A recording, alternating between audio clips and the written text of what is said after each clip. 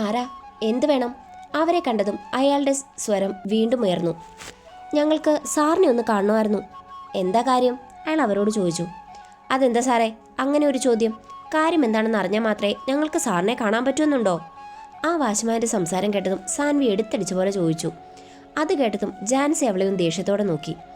ഒന്ന് മിണ്ടാതെ നിൽക്കേണ്ട കുരുപ്പേ, നമ്മളിവിടെ വരുന്നത് നമ്മുടെ പ്രശ്നം പരിഹരിക്കാനാ, അല്ലാതെ ഇവിടെ വഴക്കുണ്ടാക്കി പുതിയ പ്രശ്നം ഉണ്ടാക്കാനല്ല. ജാൻസി അവളോട് അല്പം ഘടിപ്പിച്ച് പറഞ്ഞതും അവളുടെ നാക്ക് വായിലേക്കിട്ടു. ഇത് കണ്ടുകൊണ്ട് ജാൻസി ആ വാച്ച്മാൻ്റെ നേരെ തിരിഞ്ഞു. അയ്യോ ചേട്ടാ, ഒന്നും വിചാരിക്കല്ലേ, ഇവളുടെ സ്വഭാവം ഇങ്ങനായിപ്പോയി. ആരോടെന്താ പറയേണ്ടതെന്ന് ഈ പ്രായമായിട്ടും ഇവൾക്കറിയില്ല. അതുകൊണ്ട് പറ്റിപ്പോയതാ. ചേട്ടൻ ക്ഷമിക്കണം, അവൾ അയാളോടായി അപേക്ഷിച്ചു. അതൊന്നും കുഴപ്പമില്ല മോളെ. അല്ല, നിങ്ങളെവിടുന്നാ? വിശ്വസാറിനെ കാണുന്നത് എന്തിനാ? വല്ല പിരിവിനുമാണേ അതിന് സാറിനെ കാണേണ്ട ആവശ്യമില്ല. അദ്ദേഹം വേണ്ടതുപോലെ ചെയ്യാൻ എന്നെ ഏൽപ്പിച്ചിട്ടുണ്ട്. ഏയ്, ഇതൊന്നുമല്ല ചേട്ടാ, ഞങ്ങളിവിടെ അടുത്തുള്ള സിറ്റിയിൽ നിന്നും വരുന്നതാ. ഞങ്ങളെ പറഞ്ഞാൽ നിങ്ങളുടെ സാറിന് അറിയണമെന്നില്ല. പക്ഷെ മനക്കൽ കാർത്തികേയൻ്റെ പെങ്ങളും അവിടുത്തെ സ്റ്റാഫായ ജാൻസിയും എബിയും വന്ന കാര്യം ഒന്ന് അദ്ദേഹത്തോട് പറയുമോ? ഒരത്യാവശ്യ കാര്യം ഉണ്ടായിരുന്നു. അത് കേട്ടതും അയാൾ തൻ്റെ ഫോണെടുത്ത് വിശ്വൻജി എന്ന നമ്പറിലേക്ക് വിരലമർത്തി. ഏതാനും നിമിഷങ്ങൾക്ക് ശേഷം, സർ, സാറിനെ അന്വേഷിച്ച് മനക്കലെ കാർത്തികേയൻ്റെ പെങ്ങളും അതുപോലെ അവരുടെ ഷോപ്പിലെ സ്റ്റാഫുകളും മറ്റും വന്നിട്ടുണ്ട്. അവർക്ക് സാറിനെ ഒന്ന് നേരിട്ട് കാണണമെന്നാ പറയുന്നത്. എടോ, അവരെ കൂടുതൽ അവിടെ നിർത്താതെ ഇങ്ങോട്ട് കയറ്റിവിടാൻ നോക്ക്. അയാൾ അവനോട് ആജ്ഞാപിച്ചുകൊണ്ട് ആ കോൾ അവസാനിപ്പിച്ചു. നിങ്ങളോട് സാർ അകത്തേക്ക് ചെല്ലാൻ പറഞ്ഞിട്ടുണ്ട്. അയാൾ ഒരു കുഞ്ഞു പുഞ്ചിരിയോടെ അവർക്കുള്ള മറുപടി കൊടുത്തുകൊണ്ട് അവരുടെ മുന്നിലുള്ള ആ ഗേറ്റ് ഓപ്പൺ ചെയ്തു. അങ്ങനെ അവർ മൂവരും ഒരുമിച്ച് വിശ്വൻജിയെ കാണാനായി അകത്തേക്ക് നടന്നു. അയാളും അവരുടെ ആ വരവ് പ്രതീക്ഷിച്ചുകൊണ്ട് ലിവിംഗ് റൂമിൽ അവർക്ക് കാത്തു നിൽക്കുകയായിരുന്നു. ഇതെന്താ വിശ്വേട്ടാ, കുറച്ചു നേരം കിടക്കണമെന്ന് പറഞ്ഞിട്ട് നിങ്ങൾ ഇവിടെ നിൽക്കുന്നത്? അയാളുടെ ആ നിൽപ്പ് കണ്ടതും അയാളുടെ ഭാര്യ അയാളോട് തിരക്കി. അത് പിന്നെ നമുക്കൊരു ഗസ്റ്റ് ഉണ്ടടി പെണ്ണെ, അയാൾ വളരെ സന്തോഷത്തോടെ തൻ്റെ ഭാര്യയോട് പറഞ്ഞു. ആര്? ഇടി, നമ്മുടെ കാർത്തിമോൻ്റെ പെങ്ങളും സ്റ്റാഫും ഒക്കെ വരുന്നുണ്ട്. സത്യമാണോ മനുഷ്യ? പിന്നല്ലാതെ, ഇവിടെ വന്നതിന് ശേഷം നിനക്കവരെയൊക്കെ കാണണമെന്ന് ഭയങ്കര ആഗ്രഹമായിരുന്നില്ലേ? അയാൾ അവരോട് സ്നേഹത്തോടെ ചോദിച്ചതും ജാൻസി അവരെയും കൂട്ടി അവിടേക്ക് വന്നതും ഒരുമിച്ചായിരുന്നു. അയാൾ തൻ്റെ പ്രിയപ്പെട്ടവളോട് ചോദിച്ചുകൊണ്ടിരുന്നപ്പോൾ ജാൻസിയുടെ സ്വരമുയർന്നു. സർ. ഹാ, കേറിവാ പിള്ളേരെ. അയാൾ ഒരു ചിരിയോടെ അവരെ അകത്തേക്ക് ക്ഷണിച്ചു. ഒപ്പം അയാളുടെ ഭാര്യയും. സർ, ഞങ്ങൾ വന്നത്... ആദ്യം നിങ്ങൾ സമാധാനത്തോടെ ഇരിക്കുക, എന്നിട്ടാകാം ബാക്കി സംസാരമൊക്കെ. അത് കേട്ടതും അവർ മൂവരും അവർക്ക് അനുവദിച്ച കസേരകളിൽ സ്ഥാനം പിടിച്ചു. സർ, ഞങ്ങൾ വന്നത് സാറിൻ്റെ ഒരു സഹായം ചോദിക്കാൻ വേണ്ടിയാണ്. എൻ്റെ സഹായമോ? അത് കേട്ടതും എബി തുടർന്നു. സർ, ഞാൻ എബി. കാർത്തി സാറിൻ്റെ ഷോപ്പിലാണ് ഞാൻ വർക്ക് ചെയ്യുന്നത്. എനിക്ക് കാർത്തിമോൻ പറഞ്ഞ് എല്ലാവരെയും അറിയാം, അതും വളരെ നന്നായി തന്നെ. അതുകൊണ്ട് കുട്ടികൾ വന്ന കാര്യം പറയാൻ നോക്ക്. അയാൾ അവരോട് ഓപ്പണായി തന്നെ ചോദിച്ചു. സാറിനറിയാലോ മനക്കൽ സൂപ്പർ മാർക്കറ്റിൻ്റെ ഇപ്പോഴത്തെ പ്രശ്നങ്ങളൊക്കെ. ഞങ്ങളെ മനഃപൂർവ്വം നാണം കെടുത്താനായി കുറച്ചാളുകൾ നിരന്തരം പരിശ്രമിക്കുന്നുണ്ട്. അതാരാണെന്നുള്ള ധാരണകളൊക്കെ ഞങ്ങൾക്ക് ഏറെക്കുറെ കിട്ടിയിട്ടുണ്ട്. പക്ഷേ വേണ്ടത്ര തെളിവുകളില്ലാത്തതിൻ്റെ പേരിൽ ഞങ്ങൾക്കൊന്നും ചെയ്യാൻ പറ്റുന്നില്ല. എബി തൻ്റെ അവസ്ഥ അയാളെ അറിയിച്ചു. ഓക്കെ, നിങ്ങളുടെ അവസ്ഥ എനിക്ക് മനസ്സിലാകും. പിന്നെ നിങ്ങളുടെ ഷോപ്പിൽ നിന്ന് തന്നെ എനിക്കും ഒരു ചെറിയ അനുഭവം ഉണ്ടായിട്ടുണ്ടല്ലോ. അന്നത് പ്രശ്നമുണ്ടാക്കാതിരുന്നത് കാർത്തിയുടെ കാര്യം ഓർത്തതുകൊണ്ട് മാത്രം. അത്രയ്ക്ക് ഞങ്ങൾക്ക് വേണ്ടപ്പെട്ട ഒരാളാണ് കാർത്തിക്കുഞ്ഞ്. അത് ഞങ്ങൾക്ക് അന്നേ മനസ്സിലായതാണ്. അതുകൊണ്ടാണ് ഇങ്ങനെ ഒരു സഹായം ചോദിച്ച് ഞങ്ങൾ സാറിൻ്റെ മുന്നിലേക്ക് തന്നെ വന്നത്. അതൊക്കെ അവിടെ നിൽക്കട്ടെ മക്കളെ. ഞങ്ങളുടെ കാർത്തിക്കുഞ്ഞിന് എന്ത് സഹായമാണ് ഞങ്ങൾ ചെയ്തു തരേണ്ടത്? അത് മാത്രം നിങ്ങൾ പറഞ്ഞാൽ മതി. കാരണം അവൻ്റെ പ്രശ്നങ്ങൾ ഞങ്ങളുടെ കൂടെ പ്രശ്നങ്ങളാണ്. അതുകൊണ്ട് തന്നെ എന്ത് സഹായത്തിനും ഞങ്ങളുണ്ടാകും. അയാളുടെ ഒപ്പമുണ്ടായിരുന്ന സ്ത്രീ അവരോട് തുറന്നു പറഞ്ഞു. അത് കേട്ടതും എല്ലാവരുടെയും നോട്ടം ആ സ്ത്രീയിലായി. അത് മനസ്സിലാക്കിയതും വിശ്വൻ്റെ ശബ്ദമുയർന്നു. ഇത് എൻ്റെ ഭാര്യ ഉമ. ആളൊരു അധ്യാപികയായിരുന്നു. ഇപ്പോൾ ഈ വീട്ടിലെ കാര്യങ്ങളൊക്കെ നോക്കി ഇവിടെ കഴിയുന്നു. അത് കേട്ടതും അവരൊക്കെ ആ സ്ത്രീയെ നോക്കി പുഞ്ചിരിച്ചു. അവരും അവൾക്കൊരു പുഞ്ചിരി സമ്മാനിച്ചു. അല്ല, നിങ്ങളൊന്നും പറഞ്ഞില്ല. എന്ത് കാര്യങ്ങളാ ഞങ്ങൾ നിങ്ങൾക്ക് ചെയ്തു തരേണ്ടത്? അതായത്, ഞങ്ങളുടെ ഷോപ്പിൽ നിങ്ങൾക്ക് നടന്ന സംഭവം ഒരു പ്രശ്നമായി നിങ്ങൾ മുൻപിലേക്ക് കൊണ്ടുവരണം. സാറിനെ പോലെ വലിയ ഒരാൾ ഇതിനൊക്കെ കൂട്ടു നിൽക്കുമോ എന്നൊന്നും എനിക്കറിയില്ല. പക്ഷെ ഇതല്ലാതെ ഞങ്ങൾക്ക് മുമ്പിൽ വേറെ മാർഗങ്ങളൊന്നുമില്ല. ഞങ്ങൾക്കെതിരെ ഈ തന്തയില്ലായ്മത്തരം ചെയ്യുന്നവർക്ക് ഒരു ഭയമുണ്ടാകണം. ഇല്ലെങ്കിൽ ഇനിയും ഇതുപോലുള്ള കാര്യങ്ങൾ ആവർത്തിക്കപ്പെടും. ഇത് ചെയ്യുന്നവരെ ഞങ്ങൾക്ക് പിടിക്കാനും സാധിക്കുന്നില്ല. ജാൻസി അവരുടെ അവസ്ഥ അയാളെ അറിയിച്ചു. എനിക്ക് മനസ്സിലാകുന്നുണ്ട് കുട്ടി കാര്യങ്ങളൊക്കെ. ഇതിനു വേണ്ടി എന്ത് സഹായത്തിനും ഞാൻ നിങ്ങളുടെ കൂടെയുണ്ട്. എന്ത് വേണമെന്ന് നിങ്ങൾ ആലോചിച്ച് പറഞ്ഞാൽ മതി. അതുപോലെ കാര്യങ്ങൾ നമുക്ക് മുന്നോട്ട് നീക്കാം. അല്ല, സാറിന് ഇതുകൊണ്ട് വേറെ എന്തെങ്കിലും പ്രശ്നമുണ്ടോ? നന്നായി ആലോചിച്ച് മാത്രം ഇങ്ങനെ ഒരു തീരുമാനം എടുത്താൽ മതി. ഞങ്ങൾ ഒരിക്കലും സാറിനെ ഈ കാര്യത്തിന് വേണ്ടി നിർബന്ധിക്കില്ല. ഈ കാര്യത്തിൽ ആലോചനയുടെ ആവശ്യമൊന്നുമില്ല കുട്ടി. എനിക്ക് പൂർണ്ണ സമ്മതമാണ്. ഞാൻ പറഞ്ഞല്ലോ, കാർത്തി എനിക്കെൻ്റെ മകനെ പോലെയാണ്. സാധാരണ മക്കൾക്ക് എന്തെങ്കിലും പ്രശ്നങ്ങൾ വരുമ്പോൾ അച്ഛന്മാർ എന്താണ് ചെയ്യുന്നത്? അതുതന്നെ ഞാനും ഇവിടെ ചെയ്യുന്നുള്ളൂ. ഒരുപാട് നന്ദിയുണ്ട് സാറേ. സാറിന് പകരം വേറെ ആരെങ്കിലുമാണെന്ന് ആ പ്രശ്നങ്ങൾക്കിടയിൽ പെട്ടതെങ്കിൽ ഒരിക്കലും ഇങ്ങനെ ഒരു സഹായം അവരുടെ ഭാഗത്തു നിന്നുണ്ടാവില്ലായിരുന്നു. എന്തൊക്കെ പറഞ്ഞാലും സാറിൻ്റെ നല്ല മനസ്സാണ്. ഇതൊക്കെ കേട്ടുകൊണ്ട് അവിടെ നിന്ന് സാൻവിയുടെ സ്വരം. മോളല്ലേ കാർത്തിക്കുഞ്ഞിൻ്റെ സഹോദരി, അതായത് സത്യൻ്റെ മകൾ? അതെ സർ, അത് ഞാനാ. പരസ്പരം പരിചയപ്പെട്ടില്ലെങ്കിലും എനിക്ക് കുഞ്ഞിൻ്റെ വീട്ടിലുള്ള ഓരോ ആളുകളെയും നന്നായി അറിയാം. അല്ല, മോൻ്റെ ഭാര്യ ആദ്യമോള് വന്നില്ലേ നിങ്ങളുടെ കൂടെ? ഉമ്മയായിരുന്നു ആ ചോദ്യം അവളോട് ചോദിച്ചത്. ഏട്ടത്തി ഷോപ്പിൽ കുറച്ച് തിരക്കിലാണ് മാഡം, സാൻവി ചെറു ചിരിയോടെ പറഞ്ഞു. മോള് കാർത്തിക്കുഞ്ഞ് വിളിക്കുന്നത് പോലെ അമ്മയെന്ന് വിളിച്ചാൽ മതി. അത് കേൾക്കാനാ എനിക്കും ഇഷ്ടം. ശരി അമ്മേ, എല്ലാം അമ്മയുടെ ഇഷ്ടം. പിന്നെ ഞങ്ങൾ പറഞ്ഞ കാര്യങ്ങൾക്ക് ഞങ്ങളുടെ കൂടെ നിൽക്കാൻ അമ്മയ്ക്കും സാറിനും സമ്മതമല്ലേ? അതിനുള്ള സമ്മതം ഞാൻ നിങ്ങളോട് നേരത്തെ പറഞ്ഞതാണല്ലോ മക്കളെ. ഇനി എന്താ വേണ്ടതെന്ന് ആലോചിച്ച് നിങ്ങളൊരു തീരുമാനം പറഞ്ഞാൽ മതി. വിശ്വൻ തൻ്റെ അഭിപ്രായം അവരോട് വ്യക്തമാക്കി. അങ്ങനെയാണെങ്കിൽ ഞങ്ങൾ ആദ്യേച്ചിയെ ഒന്ന് കണ്ടിട്ട് സാറിനെ വിളിക്കാം. എന്നിട്ട് നമുക്ക് ബാക്കി കാര്യങ്ങളൊക്കെ ഡിസ്കസ് ചെയ്യാം. എബി അത്രയും പറഞ്ഞുകൊണ്ട് അവിടെ നിന്നും എഴുന്നേറ്റു. അല്ല, മക്കൾ പോവാണോ? അവർ എഴുന്നേൽക്കുന്നത് കണ്ടതും ഉമ്മ തിരക്കി. ഞങ്ങൾക്ക് കുറച്ച് തിരക്കുണ്ടാകും ഉമ്മയമ്മേ. ഈ പ്രശ്നങ്ങളൊക്കെ തീർത്തിട്ട് ഒരു ദിവസം ഞങ്ങൾ സാറിനെയും ചേച്ചിയും കൂട്ടി ഇവിടേക്ക് വരാം. എബി ആയിരുന്നു അവർക്കുള്ള മറുപടി കൊടുത്തത്. അത് നിങ്ങൾ പറഞ്ഞില്ലെങ്കിലും അവൻ അവൻ്റെ പെണ്ണിനെയും കൂട്ടി ഇവിടേക്ക് വരിക തന്നെ ചെയ്യും. ആ സമയത്ത് അവരോടൊപ്പം നിങ്ങളും ഉണ്ടാകണം. ഉമ്മ ഒരു ചെറു ചിരിയോടെ പറഞ്ഞു നിർത്തി. അല്ല ഉമ്മയമ്മേ, എൻ്റെ ഏട്ടനുമായി നിങ്ങൾക്ക് എങ്ങനെയാണ് പരിചയം? എത്ര ആലോചിച്ചിട്ടും അതിൻ്റെ ഒരു ഗുട്ടൻസ് അതെനിക്ക് പിടികിട്ടുന്നില്ല. അതാ ചോദിച്ചത്. അങ്ങനെ ഒറ്റ വാക്കിൽ പറഞ്ഞാൽ തീരുന്ന ബന്ധമല്ല ഞങ്ങളും കാർത്തിക്കുഞ്ഞുമായിട്ടുള്ളത്. അത് വർഷങ്ങളോളമുള്ള പരിചയമാണ്. കുറച്ചും കൂടി തെളിച്ചു പറഞ്ഞാൽ എൻ്റെ മക്കളോളം പ്രിയപ്പെട്ടതാണ് ഞങ്ങൾക്ക് അവനും. എന്നാലും അതെങ്ങനെയാണെന്നാണ് ഞാൻ ചിന്തിക്കുന്നത്. ഇങ്ങനെ ഒരടുപ്പം ഏട്ടന് നിങ്ങളുമായിട്ടുണ്ടെന്ന് ഏട്ടൻ ഇതുവരെ ഞങ്ങളോട് പറഞ്ഞിട്ടില്ല. അവൾ അവരിൽ നിന്ന് ന്യൂസ് കിട്ടുമോ എന്നറിയാൻ വീണ്ടും വീണ്ടും ചോദിച്ചുകൊണ്ടിരുന്നു. ആണോ? അതേന്ന്. എങ്കിലേ കാർത്തി വരുമ്പോൾ അവനോട് നേരിട്ട് ചോദിച്ചോ. അപ്പം മോളുടെ ഏട്ടൻ വിശദമായി തന്നെ കാര്യങ്ങളൊക്കെ പറഞ്ഞു തരും. ഏട്ടൻ വിശ്വൻ അവളെ ഒന്നാക്കി പറഞ്ഞതും അവൾ വളിച്ച ചിരിയോടെ അവിടെ നിന്നും എഴുന്നേറ്റു. എന്നാ സാറേ, ഞങ്ങൾ ഇറങ്ങുക, ഇനി വൈകുന്നില്ല. എബി അവരോടായി പറഞ്ഞുകൊണ്ട് ജാൻസിയെയും സാൻവിയെയും കൂട്ടി അവിടെ നിന്നും ഇറങ്ങി. നിങ്ങൾ എന്തൊക്കെയാ പിള്ളേരെ പറയുന്നേ? എബിയുടെ സംസാരം കേട്ട് ആദ്യം അവരോടായി ചോദിച്ചു. ഷോപ്പിൽ തിരിച്ചെത്തിയതും വിശ്വൻ്റെ വീട്ടിലേക്ക് പോയ കാര്യങ്ങളത്രയും ആദ്യയോട് സംസാരിക്കുകയായിരുന്നു നമ്മുടെ ചെക്കൻ. ഇനി നമ്മുടെ മുന്നിൽ ഈ ഒരു വഴി മാത്രമേ ഉള്ളൂ ആദ്യേച്ചി. അല്ലെങ്കിൽ ചേച്ചി തന്നെ ആലോചിച്ച് നോക്ക്. ഫസ്റ്റ് ആ മോഹൻ്റെ മകളുടെ കേസായിരുന്നു. അതൊരു വിധമാണ് നമ്മൾ പരിഹരിച്ചു കൊടുത്തത്. ആ മോഹൻ ഇതൊക്കെ എന്തിനാ ചെയ്തതെന്ന് നമുക്ക് അറിയണ്ടേ ആദ്യേച്ചി? എബി ആദ്യയോടായി ചോദിച്ചു. വേണം എബി, ഈ ഷോപ്പും ഫിനാൻസും ഒന്നും നമ്മുടെ കയ്യിൽ നിന്ന് നഷ്ടപ്പെടാൻ പാടില്ല. ഏട്ടൻ്റെ അച്ഛൻ്റെ വിയർപ്പാണ്, അതുപോലെ ദേവച്ചൻ്റെയും.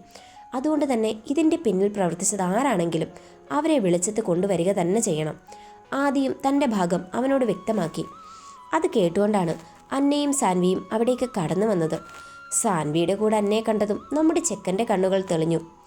എബിക്കുട്ടൻ്റെ കണ്ണിൽ നമ്മുടെ അന്നക്കുട്ടിയെ കണ്ടപ്പോൾ പൂനില ഉദിച്ചല്ലോ. എബിയുടെ ആ നോട്ടം കണ്ടതും സാൻവി അവനെ വാരാൻ തുടങ്ങി. എൻ്റെ കണ്ണിൽ മാത്രമല്ല, ചിലവരെ കാണുമ്പോൾ ഇവിടെ മറ്റു പലരുടെ കണ്ണിലും പൂനില ഉദിക്കാറുണ്ട്. അതൊന്നും നമ്മൾ അറിയുന്നില്ലെന്നാ അവരുടെയൊക്കെ വിചാരം. എബി സാൻവിക്കിട്ട് തിരിച്ച് ചൊറിയാൻ തുടങ്ങിയതും ആദ്യം അവരുടെ ഇടയിലേക്ക് കയറി. എൻ്റെ പൊന്നു മക്കളെ, നിനക്കല്ലേ ഈ പെങ്കൊച്ചിനോട് എന്തൊക്കെയോ പറയണമെന്ന് പറഞ്ഞത്? ആരെങ്കിലും കാണുന്നതിന് മുമ്പ് ആ ബാൽക്കണിയിൽ നിന്ന് സംസാരിക്കാൻ നോക്ക്. ആദ്യ രണ്ടിനെയും ഉന്തിത്തള്ളി ബാൽക്കണിയിലേക്ക് വിട്ടു. രണ്ടുപേരും ബാൽക്കണിയിലേക്ക് പോയതും സാൻവി എബി പറഞ്ഞ അതേ കാര്യങ്ങൾ തന്നെ അവളോട് സംസാരിക്കാൻ തുടങ്ങി. ഏട്ടത്തി, എബിക്കുട്ടൻ പറയുന്നതിലും കാര്യമുണ്ട്. ആ വിശ്വൻ സാറിനെ വെച്ച് കളിച്ചാൽ നമുക്ക് എത്രയും പെട്ടെന്ന് യഥാർത്ഥ വില്ലനെ കണ്ടെത്താം. അത് അച്ഛനാണെന്നറിയാമെങ്കിലും അവിടെ കുറച്ച് തെളിവുകളൊക്കെ വേണ്ടേ? അതുപോലെ ജാൻസി ചേച്ചിക്ക് നീതി കിട്ടണം. ആ മോഹന് കൊടുത്ത പണം നമുക്ക് തിരിച്ചു പിടിക്കണം ഏട്ടത്തി. കാരണം എൻ്റെ ഏട്ടൻ ഒരുപാട് കഷ്ടപ്പെട്ട് നേടിയെടുത്തതാണ് ഇതൊക്കെ. അതൊന്നും അർഹതയില്ലാത്തവരുടെ കയ്യിലെത്തപ്പെടാൻ ഞാൻ സമ്മതിക്കില്ല. പിന്നെ എൻ്റെ അച്ഛൻ ഇതൊക്കെ ചെയ്യുന്നത് എന്തിനാണെന്ന് എനിക്കറിയണം, അതും അയാളുടെ നാവിൽ നിന്ന് തന്നെ. മോളെ, അതൊക്കെ ശരി തന്നെ, അല്ലെന്ന് ഞാൻ പറയുന്നില്ല. പക്ഷേ ഇതൊക്കെ വർക്കൗട്ട് ആകുമോ എന്നാ എൻ്റെ പേടി. എൻ്റെ ചേച്ചി, ഈ സംഭവം നമ്മളെല്ലാവരും ഒരുമിച്ച് ആലോചിച്ചെടുത്ത തീരുമാനമാണ്. ചേച്ചിയുടെ സമ്മതമുള്ളതുകൊണ്ട് മാത്രമാണ് ഞങ്ങളെല്ലാവരും അയാളെ പോയി കണ്ടതുപോലും. കാര്യങ്ങളൊക്കെ അറിഞ്ഞപ്പോൾ അയാൾക്ക് പോലും നമ്മുടെ കൂടെ നിൽക്കാമെന്ന് വാക്ക് തന്നു. പിന്നെന്താ പ്രശ്നം? അതല്ല, നിങ്ങൾ ചെന്നുകൊണ്ട് അയാൾ സമ്മതിച്ചു എന്ന് പറയുന്നതിൽ എന്തോ ഒരിതില്ലേ? നിങ്ങൾ പറഞ്ഞത് വെച്ച് നോക്കിയാൽ അയാൾ വലിയൊരു ബിസിനസ്മാൻ അല്ലേ? അതും അത്ര തിരക്കുള്ളൊരു മനുഷ്യൻ. ഇങ്ങനെയുള്ള ഒരാൾ ഇങ്ങനെയുള്ള കാര്യങ്ങൾക്കൊക്കെ സമ്മതിച്ചു തരുമെന്ന് എനിക്ക് തോന്നുന്നില്ല. സാനു, അതുകൊണ്ട് നടന്ന കാര്യം എന്താണെന്ന് അത് അതുപോലെ തുറന്നു പറയുന്നയാ നിനക്ക് നല്ലത്. ഞാൻ പറഞ്ഞതൊക്കെ സത്യമായിട്ടത്തി. നമ്മുടെ ഇപ്പോഴത്തെ അവസ്ഥ പറഞ്ഞപ്പോൾ അവർ നമ്മളെ സഹായിക്കാമെന്ന് നിൽക്കുകയായിരുന്നു. അതുപോലെ അദ്ദേഹത്തിന് കാർത്തിയേട്ടനെ പേഴ്സണലായി നന്നായി അറിയുകയും ചെയ്യാം. അതുകൊണ്ട് നമുക്കിങ്ങനൊരു ഹെൽപ്പ് ചെയ്യാമെന്ന് അദ്ദേഹം പറഞ്ഞു. അതെങ്ങനെ? അതൊന്നും എന്നോട് പറഞ്ഞില്ല ഏട്ടതി. ഞങ്ങൾ അതേപ്പറ്റി ചോദിച്ചപ്പോൾ ഏട്ടനോട് സംസാരിക്കാനാണ് എന്നോട് പറഞ്ഞത്. എന്നാൽ ഇതേ സമയം എബിയും അന്നയും അവരുടെ ലോകത്തായിരുന്നു. അവരുടെ കൊച്ചു കൊച്ചിണക്കങ്ങളും പിണക്കങ്ങളും ഒക്കെയായി അവർ തങ്ങൾക്ക് കിട്ടിയ ആ നിമിഷം ആസ്വദിച്ചു. എന്താടി പെണ്ണെ, നിനക്കൊരു സങ്കടം പോലെ? എബി അവളുടെ താടിത്തുമ്പ് പിടിച്ചുയർത്തി അവളോട് ചോദിച്ചു. പഴയതുപോലെ എനിക്ക് എൻ്റെ ഇച്ചായനെ കിട്ടുന്നില്ല, എപ്പോഴും തിരക്കുകൾ. എനിക്കത് പറ്റില്ലിച്ചായി. എനിക്കും അങ്ങനെ തന്നെയാണ് എന്നെ കൊച്ചേ. പക്ഷെ കാർത്തി സാർ എൻ്റെ ഏട്ടൻ മാത്രമല്ല, നമ്മുടെ ബോസും കൂടിയാ. അത് ഇച്ചായൻ്റെ മോള് മറക്കരുത്. ആ ബോസിനൊരു പ്രശ്നം വന്നാൽ കൂടെ നിൽക്കേണ്ടത് നമ്മുടെ ഉത്തരവാദിത്വമല്ലേ? അത് വേണോ ഇച്ചായ? അത് വേണ്ടെന്ന് ഞാൻ ഒരിക്കലും പറയില്ല. പക്ഷെ എനിക്കാകെ പേടി തോന്നുക. എനിക്കെൻ്റെ ഇച്ചായനെ ഒരിക്കലും നഷ്ടപ്പെടാൻ പാടില്ല. അങ്ങനെ നഷ്ടപ്പെട്ടാൽ പിന്നെ ഈ അന്ന ഇല്ല ഇച്ചായ. അങ്ങനെ ഒന്നുമില്ല മോളെ, നീ സമാധാനമായിരിക്കെ. ഞാനില്ലേ എൻ്റെ കുട്ടിയുടെ കൂടെ. അവൻ അവളെ സമാധാനിപ്പിച്ചു. അങ്ങനെ കുറച്ചു നേരം അവർ ഇരുവരും പരസ്പരം സംസാരിച്ചു നിന്നു. കഴിഞ്ഞില്ലേ? അവർ തിരിച്ചു വരാൻ വൈകിയതും സാൻവിയുടെ ശബ്ദം അവിടെ ഉയർന്നു. അതോടെ രണ്ടുപേരും സംസാരമെല്ലാം അവസാനിപ്പിച്ച് അവരുടെ അടുത്തേക്ക് തിരിച്ചു വന്നു. പിന്നെ സംസാരവും ചർച്ചകളും അവർ നാലുപേരും ഒരുമിച്ചായി. ചേച്ചി, പെട്ടെന്നെന്തോ ഓർത്ത പോലെ അന്നയുടെ സ്വരം അവളുടെ നേരെ. എന്താ അന്ന മോളെ? നാളെ മുതൽ ഞാനും കൂടി നിങ്ങളുടെ കൂടെ വന്നോട്ടെ. ഇവിടെ ഇരുന്ന് ബോറടിച്ചു. അതിനെന്താ, മോള് പോന്നോ? നമുക്ക് ഷോപ്പിൽ പോയി മിണ്ടിയും പറഞ്ഞു ഇരിക്കാം. ആദ്യം അതിന് സമ്മതം നൽകിയതും എബി അതിനെ തടഞ്ഞു. തൽക്കാലം അത് വേണ്ടെന്നേ. നീ പെട്ടെന്ന് ഞങ്ങളുടെ കൂടെ വന്നാൽ ഇവിടെയുള്ളവർക്ക് സംശയമൊക്കെ തോന്നും. ഓ, അല്ലെങ്കിൽ ഞാൻ വരുന്നില്ല. അല്ലെങ്കിൽ ഇപ്പോൾ എബിച്ചായന് നല്ല മാറ്റമുണ്ട്. ഞാനത്രയ്ക്ക് പൊട്ടിയൊന്നുമല്ല. അത്രയും പറഞ്ഞുകൊണ്ട് അവൾ ചാടിത്തുള്ളി പുറത്തേക്ക് പോയി. എടാ എബി. അവൾ പോകുന്നത് കണ്ടതും ആദ്യം അല്പം ടെൻഷനോടെ വിളിച്ചു. അവനൊരു പുഞ്ചിരിയോടെ തുടർന്നു. എൻ്റെ പൊന്നു ചേച്ചി, ആ പോയ കുരിപ്പ് നിങ്ങൾ വിചാരിക്കുന്ന അത്ര പാവമൊന്നുമല്ല. എന്നെ വരച്ച വരയിൽ നിർത്തുന്ന മുതലാ. അതെങ്ങനെ? പുറമേ കാണാനിരിക്കുന്ന പൂരം പറഞ്ഞറിയിക്കണോ സാൻവി കൊച്ചേ? അത്രയും പറഞ്ഞുകൊണ്ട് അവൻ ഉറങ്ങാനായി തൻ്റെ റൂമിലേക്ക് നടന്നു. പതിവ് പോലെ സിദ്ധാർത്ഥ രാവിലെ എഴുന്നേറ്റതും കാണുന്നത് എവിടെയോ പോകാനായി കുളിച്ചിറങ്ങി വരുന്ന താൻവിയെയാണ്. അവളെ കണ്ടതും അവൻ്റെ മുഖം കറുത്തിരുണ്ടു തുടങ്ങി. എന്നാൽ അതൊന്നും ശ്രദ്ധിക്കാതെ താൻവി തൻ്റെ ജോലികൾ തുടർന്നു. നീ ഇതെങ്ങോട്ടാ കെട്ടി ഒരുങ്ങി? അവൻ പുച്ഛത്തോടെ ചോദിച്ചു. ഞാൻ എങ്ങോട്ട് പോയാലും നിനക്കെന്താ സിദ്ധാർത്ഥ്? അത് നിന്റെ കാര്യമല്ല. വെറുതെ ആവശ്യമില്ലാത്ത കാര്യങ്ങളിൽ നീ ഇടപെടാൻ നിൽക്കണ്ട. ഞാൻ ഇടപെടും. ഈ വീട്ടിൽ നിന്നുകൊണ്ട് നിന്റെ തോന്നിവാസം ഞാൻ സമ്മതിക്കില്ല. നീ ആരെയാണ് കാണാൻ പോകുന്നത്, ആരുടെ കൂടെ ആണെന്നൊക്കെ എനിക്ക് നന്നായി അറിയാം. അതുകൊണ്ട് തന്നെ കൂടുതൽ സംസാരമൊന്നും ഇങ്ങോട്ട് വേണ്ട. അല്ലെങ്കിലും തന്നോട് സംസാരിക്കാൻ എനിക്ക് തീരെ താല്പര്യമില്ല. പിന്നെ തൻ്റെ തന്ത മോൻ്റെ കൂടെ കിടന്നെന്ന് കരുതി മോനെ ജനിപ്പിച്ചവൻ്റെ കൂടെ ഞാൻ കിടക്കുമെന്ന് ചിന്തിക്കരുതെന്ന് അയാളോടൊന്ന് പറഞ്ഞേക്കണം. അതിന് അയാൾ കണ്ടിട്ടുള്ള പെണ്ണ് പോലല്ല ഞാൻ. എൻ്റെ പൊന്നു മോൻ സമയം കിട്ടുമ്പോൾ അതൊക്കെ അച്ഛനെ കൊണ്ട് ഒന്ന് പറഞ്ഞ് മനസ്സിലാക്കി കൊടുക്കണം. ഇല്ലെങ്കിൽ പെണ്ണിൻ്റെ കൈയുടെ ചൂടയാൾ അറിയും. പിന്നെ ഞാൻ ഡാഷ് ആയതും എന്നെ എങ്ങനെ ആക്കിയതും ആരാണെന്ന് ഞാൻ പറയാതെ തന്നെ നിനക്കറിയാലോ. എല്ലാം അറിഞ്ഞിട്ട് തന്നെയാണല്ലോ നീ എൻ്റെ ലൈഫിലേക്ക് വന്നത്. അത്രയും പറഞ്ഞുകൊണ്ട് അവൾ മുൻപിലേക്ക് നടക്കാനാഞ്ഞു. പെട്ടെന്ന് എന്തോ ഓർത്തുപോലെ അവൾ അവൻ്റെ നേർക്ക് തിരിഞ്ഞു. അന്ന, നിന്റെ കഴുകൻ കണ്ണുകൾ അവളുടെ മേൽ പതിഞ്ഞ പിന്നെ ആ പെണ്ണിനെ നോക്കിക്കാണാൻ നിന്റെ സുന്ദരമായ ഈ കണ്ണുകൾ അവിടെ ഉണ്ടാവുകയില്ല. അത് ഞാൻ ചൂഴ്ന്നെടുത്തിരിക്കും. അത്രയും പറഞ്ഞുകൊണ്ട് അവൾ അവിടുന്ന് നടന്നു നീങ്ങി. അവൾ പോയതും അവൻ പോലും അറിയാതെ അവൻ്റെ വിരലുകൾ അവൻ്റെ കണ്ണുകളിൽ പതിഞ്ഞു. താൻവിയുടെ സ്വഭാവം അവൻ അറിയാവുന്നത് കൊണ്ട് തന്നെ അവൾ പറഞ്ഞാൽ പറഞ്ഞതാണെന്ന് ഇതിനോടകം തന്നെ നല്ല നിശ്ചയമുണ്ടായിരുന്നു അവന്. അങ്ങനെ ഓരോന്ന് ആലോചിച്ചുകൊണ്ടിരിക്കുമ്പോഴാണ് സത്യൻ ആ വഴി കടന്നു വന്നത്. ഏതോ ലോകത്തിരിക്കുന്ന മകനെ കണ്ടതും സത്യൻ അവനെ തട്ടി വിളിച്ച് സംസാരിക്കാൻ തുടങ്ങി. എടാ, നീ എന്താ ഇങ്ങനെ ഇരിക്കുന്നേ? അല്ല, നിന്റെ ഭാര്യയെന്ന് പറയുന്നവൾ എവിടെയോ ഒരുങ്ങിക്കെട്ടി പോന്നതുണ്ടല്ലോ. ഈ വീട്ടിൽ ഇതൊന്നും നടക്കില്ല സിദ്ധു. നീ അവളുടെ അടുത്ത് ചെന്നിരുന്ന് കാര്യങ്ങളൊക്കെ പറഞ്ഞ് മനസ്സിലാക്കണം. സത്യൻ്റെ സ്വരമുയർന്നു. അതിൻ്റെ ഒരാവശ്യവുമില്ല അച്ഛാ. അവളൊരിക്കലും നമ്മൾ പറയുന്നൊന്നും കേൾക്കാൻ പോകുന്നില്ല. അത് മാത്രമല്ല, വല്ലതും പറഞ്ഞാൽ അതിൻ്റെ ഇരട്ടി പറയാൻ അവൾക്ക് കഴിവുമുണ്ട്. അതുകൊണ്ട് അച്ഛൻ്റെ കാര്യം നോക്കി ജീവിക്കുന്നതാകും നല്ലത്. ഇല്ലെങ്കിൽ ഈ വയസ്സാം കാലത്ത് നിങ്ങൾക്ക് പോലീസുകാരുടെ തല്ല് മേടിച്ചു കൂട്ടി ജയിലിൽ കിടക്കേണ്ടി വരും. അവൻ അയാളെ ഓർമ്മിപ്പിച്ചു. നീ എന്ത് വർത്താനോ സിദ്ധു ഈ പറയുന്നേ? അതിന് മാത്രം ഞാനെന്ത് തെറ്റാ ചെയ്തേ? അയാൾ അവനോട് തട്ടിക്കേറി. അച്ഛാ, അച്ഛൻ്റെ തോന്നിവാസങ്ങളൊക്കെയും ഏറ്റവും കൂടുതൽ അറിയാവുന്നതും മനസ്സിലാക്കിയതുമായ ഒരാൾ ഞാനാണ്. അതുകൊണ്ട് പറയുക, വെറുതെ പുതിയ പ്രശ്നങ്ങൾക്കൊന്നും ഈശ്വരനെ ഓർത്ത് പോകരുത്. അല്ലെങ്കിൽ തന്നെ അവൾക്കച്ഛനെ നല്ല മതിപ്പാ. അവൻ പുച്ഛത്തോടെ പറഞ്ഞു നിർത്തി. എന്താടാ, അവൾ നിന്നോട് എന്നെപ്പറ്റി എന്തെങ്കിലും മോശമായിട്ട് സംസാരിച്ചോ? അയാൾ അവനോട് ചോദിച്ചു. പിന്നെ പറയാതിരിക്കോ? അതുപോലല്ലേ അച്ഛൻ ഇവിടെ കാണിച്ചു കൂട്ടുന്നേ. ആ പെണ്ണിൻ്റെ മേലെ അച്ഛനൊരു കണ്ണുണ്ടെന്ന് എനിക്കറിയാം. ഇതൊക്കെ അമ്മ അറിഞ്ഞാൽ ഉണ്ടാകുന്ന പ്രശ്നങ്ങൾ ഞാൻ പറഞ്ഞു തരേണ്ട കാര്യമില്ലല്ലോ, അല്ലേ? നീ ഇങ്ങനെ പേടിക്കാതെ സിദ്ധു. ഇത്രയും കാലം നമ്മൾ ചെയ്തതൊന്നും ആരും അറിഞ്ഞില്ലല്ലോ. അതുപോലെയാണിതും. ഇനി ആരെങ്കിലും അറിഞ്ഞാ അതിനെന്താ ചെയ്യേണ്ടതെന്ന് എനിക്കറിയാം. സിദ്ധു, അത് നീ എനിക്ക് വിട്ടേക്ക്, അയാൾ അവനോട് തുറന്നു പറഞ്ഞു. അതുപോട്ടെ, എൻ്റെ മോൻ്റെ കണ്ണുകൾ എപ്പോഴും ആ അന്നയുടെ പുറകെ ആണല്ലോ. എന്താ കാര്യം? എൻ്റെ കുഞ്ഞിനെ പെണ്ണിനെ ബോധിച്ച രീതിയിലാണല്ലോ പ്രവർത്തികളൊക്കെ. അങ്ങനെ ചോദിച്ചാൽ ആ പെണ്ണിനെ ആർക്കാ ഇഷ്ടമാകാത്തെ? കാണാനൊരു ബൊമ്മക്കുട്ടി പോലെയല്ലേ? അതുപോലെ അതിൻ്റെ സംസാരം ആരെയും പിടിച്ചിരുത്തും. പിന്നെ ആ നുണക്കുഴി കവളും. അപ്പം എൻ്റെ മോന് നന്നായി അവളെ അങ്ങ് ബോധിച്ചു അല്ലേ? അങ്ങനെ ചോദിച്ചാൽ ബോധിച്ചാ. ആ താൻവി ഇടയ്ക്കില്ലായിരുന്നെങ്കിൽ ഞാൻ അവളെ എൻ്റെ ജീവിതത്തിലേക്ക് കൂട്ടുമായിരുന്നു. പക്ഷേ ഈ അവസ്ഥയിൽ എനിക്കതിന് സാധിക്കില്ലല്ലോ. ഞാൻ ആരാണ് എന്താണെന്നൊക്കെ ഐസക് അങ്കിളിനും അരുന്ധതി ആൻറ്റിക്കും അറിയാം. അതുകൊണ്ട് തന്നെ അവർ സ്വന്തം മകളെ ഒരിക്കലും എനിക്ക് തരില്ല അച്ഛാ. നൽകുന്നൊരു കാലം ഉണ്ടാകും മോനെ. ഈ കണ്ട സ്വത്തുക്കളൊക്കെ ദേവച്ചനും അമ്മയും അവരുടെ മകനും പിന്നെ ഈ പെണ്ണിനുമായിരിക്കും നൽകാൻ പോകുന്നത്. അതിൻ്റെ അവകാശി അത് നീ ആയിരിക്കണം. അതെനിക്ക് നിർബന്ധമുണ്ട് മോനെ. അയാൾ തൻ്റെ ആഗ്രഹം അവനോട് വ്യക്തമാക്കി. എൻ്റെ അച്ഛാ, നിങ്ങളിങ്ങനെ വട്ട് പറയാതെ. താൻവി എൻ്റെ ഭാര്യയാണെന്ന് ഈ വീട്ടിലുള്ള എല്ലാവർക്കും അറിയാം. അങ്ങനെയുള്ള എനിക്ക് അവരുടെ രാജകുമാരിയായ മകളെ തരുമെന്ന് അച്ഛന് തോന്നുന്നുണ്ടോ? അവൻ തൻ്റെ ഉള്ളിലെ സംശയം തുറന്നു ചോദിച്ചു. എല്ലാം നടക്കും മോനെ. അതിനാദ്യം വേണ്ടത് ആ താൻവിയെ ഇവിടെ നിന്നും ഓടിക്കുക എന്നതാ. അവൾ പോയാൽ പിന്നെല്ലാം നമ്മുടെ കൈപ്പിടിയിൽ ഒതുങ്ങും, എനിക്ക് ഉറപ്പുണ്ട്. എന്നാൽ എനിക്ക് ആ ഉറപ്പില്ല അച്ഛാ.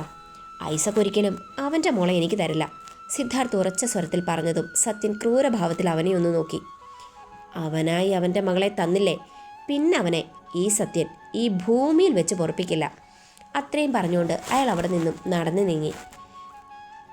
അയാൾ പോയതും സിദ്ധാർത്ഥ് അന്ന എന്ന സുന്ദരി പെണ്ണിൻ്റെ സൗന്ദര്യത്തിൽ ഒരു നിമിഷം ലയിച്ചിരുന്നു പോയി. ഇതേ സമയം ആദിയും മറ്റും ഷോപ്പിലേക്ക് പോകാനുള്ള തിരക്കിലായിരുന്നു. പതിവ് ചിരിയോടെ അന്ന ആദിയുടെ അരികിലെത്തിയെങ്കിലും അവൾ എബിൻ്റെ മുഖത്തേക്ക് മിഴികൾ ചലിക്കാതിരിക്കാൻ ഏറെ ശ്രദ്ധിച്ചിരുന്നു. അതിനുവേണ്ടി അവൾ ഗൗരവത്തിൻ്റെ മൂടുപടം എടുത്തണിഞ്ഞു എന്ന് വേണമെങ്കിൽ പറയാം. എന്താ എൻ്റെ അന്നക്കൊച്ചിൻ്റെ മുഖത്ത് പതിവില്ലാത്തൊരു ഗൗരവം? ഇച്ചായനോട് കൊച്ചു പിണക്കാണോ? അവൻ തഞ്ചത്തിൽ അവളോട് ചോദിച്ചു. അതെ, ഞാനിനി നിങ്ങളുടെ കൂട്ടത്തിലുള്ള ഒരെണ്ണത്തിനോടും മിണ്ടില്ല, അവൾ എബിനോട് തുറന്നു പറഞ്ഞു. അന്ന ആദിയുടെ കൂടെ പോന്നോട്ടെ എന്ന് ചോദിക്കുന്നത് കേട്ടതും രാധിക അങ്ങോട്ട് തുടങ്ങി. ഞാനില്ലാത്ത ഒന്നുമല്ലോ സാനു പറഞ്ഞത്.